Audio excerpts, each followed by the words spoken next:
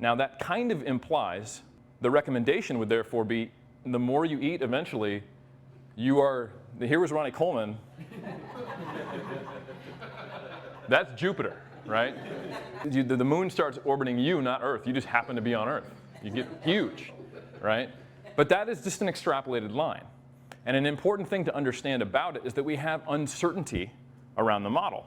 So if you look at that first dotted line right here, that right there is the 95% confidence interval.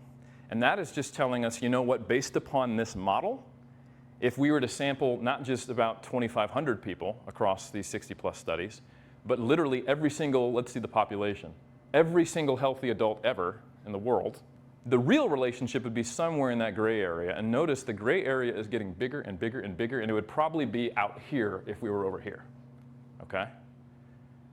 So I want you to pay attention to, when does this line start to plateau? Where do you guys see it? Maybe right somewhere in here? So all that shit talking, it's still right around 1.6, isn't it?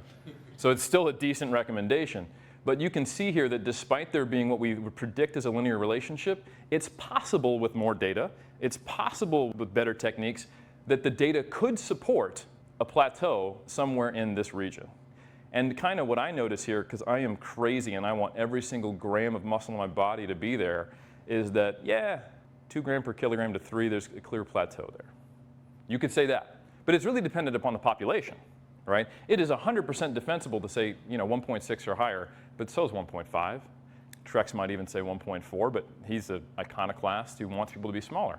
So I'm going to say at least 1.6. So the point being is, if you understand just some basics about uncertainty, the concept of a meta-regression, continuous data versus categorical, then you can say, well, you know what? All of this is really similar, and I can't be confident that that linear relationship is really going to hold up. And man, we have way more studies here, so of course we have more uncertainty here. I'm not a statistician, but I understand statistics conceptually well enough to communicate it, and I think you guys can too.